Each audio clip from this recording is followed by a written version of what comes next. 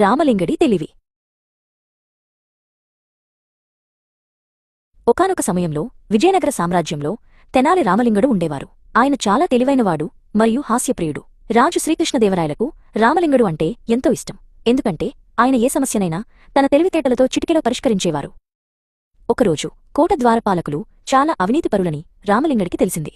లంచం ఇవ్వనిదే వారు ఎవరినీ రాజుగారి దర్శనానికి అనుమతించటం లేదని ఆయన గ్రహించాడు. ఈ విషయాన్ని రాజుగారికి నిరూపించి ఆ భటులకు బుద్ధి చెప్పాలని రామలింగడు ఒక ఉపాయం ఆలోచించాడు. రామలింగడు మారువేషంలో కోట మొదటి ద్వారం వద్దకు చేరుకున్నాడు.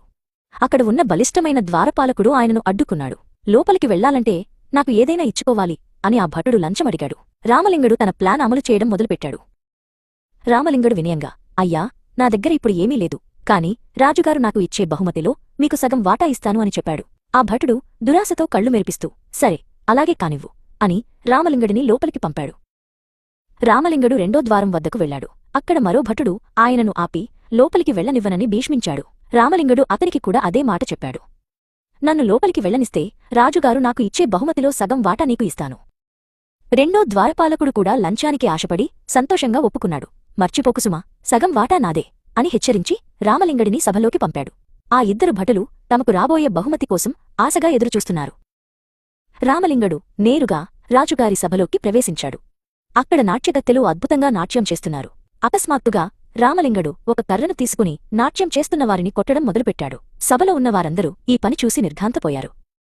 శ్రీకృష్ణదేవరాయలకు విపరీతమైన కోపం వచ్చింది. రామలింగి, ఏమిటి ఈ వెలిచేష్టలు? సభ మర్యాదను ఉల్లంఘించినందుకు నీకు శిక్షగా 100 కొరడా దెబ్బలు వేయమని ఆజ్ఞాపిస్తున్నాను అని గర్జించాడు. వెంటనే భటులను పిలిచి శిక్ష అమలు చేయమన్నారు.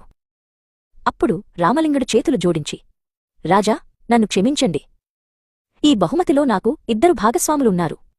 వారు కోట ద్వారపాలకులు. వారికి ఇచ్చిన మాట ప్రకారం నా శిక్షను సగం సగం పంచండి అని జరిగిందంతా వివరించాడు. రాజుకు అంతా అర్థమైంది. రాజు వెంటనే ఆ 2 ద్వారపాలకులను పిలిపించి వారికి చెరో 50 కొరడా దెబ్బలు వేయించాడు. రామలింగడి సమయస్ఫూర్తికి మెచ్చి ఆయనకు ఒక సంచి నిండా బంగారు నాణేలను బహుమతిగా ఇచ్చాడు.